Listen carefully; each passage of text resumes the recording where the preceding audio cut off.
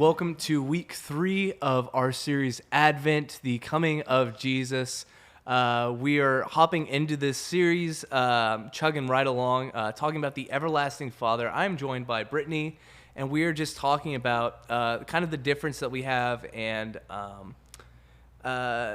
preconceived notions that we have of our own fathers that go in and kind of affect our relationship with God. So, Brittany, thank you for joining me today. Yeah. It's going to be a good one. Just talking about dads and our Heavenly Father, obviously. But so the big idea for this week was the arrival of baby Jesus was the coming of our everlasting Father in the flesh. We all grew up with some version of our imperfect earthly father, however good or bad, and we tend to see God through the lens of our biological dad rather than our heavenly one. So, Brittany, what is like a great memory that you have with your dad? So I actually have a really close relationship with my dad. We're very similar in nature and personality, and he's just always, I don't know, a particular memory doesn't come to mind, but just like growing up, I just remember him he's just like my number one fan. Mm-hmm. And he's always there cheering me on, and was just always there for me in the big moments. And so now, as I'm stronger in my faith as a Christian, I never really related my relationship with my earthly father to Jesus, but now kind of looking back, I can see how well my dad kind of set that up for me, because he's awesome. Yeah. So if you don't mind me asking, like, what were some of those attributes that your dad had that kind of led into like your relationship with God, like personality traits, like patience, like kindness, like what kind of attributes were there?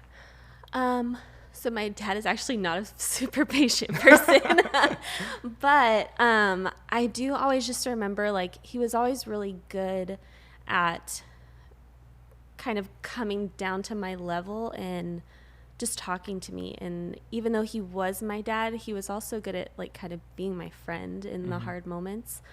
Because we know how to talk to each other just because we're so close. Yeah. But yeah.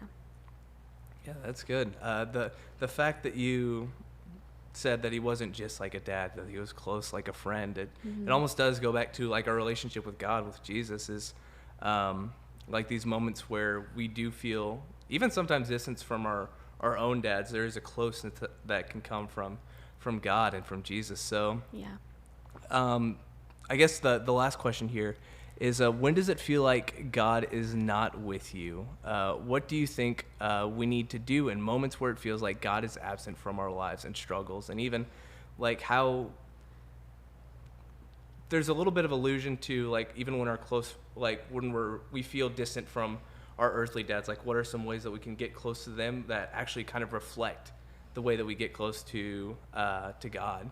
So like my kind of train of thought is like, you get distance from your dad whenever you don't talk to him for a long time, and it's the same way with God. So what are kind of some of those ways that we can feel that distance from God and then get closer to him? Yeah, that's what I was thinking too, more of having that like intentionality behind your relationships, and I can even do that with my dad. Sometimes, I'll go like a couple weeks without talking to him and just find myself wondering like, oh, I haven't talked to my dad in a while. Like, hope he's okay. Or, and I think that relates a lot to my relationship with God. If I go even like a couple days without reading the word or praying or just doing any of those things that I would do like during my quiet time in the mornings, it makes a big difference in my life. So. Come on, that's so good. Yeah. Well, thank you so much, Brittany, for joining me for the small group review. Small group leaders, we're going to pass it on back to you. Be sure to join us next week for the final week of our series Advent. Hope you guys have a Merry Christmas. Enjoy your small group discussion.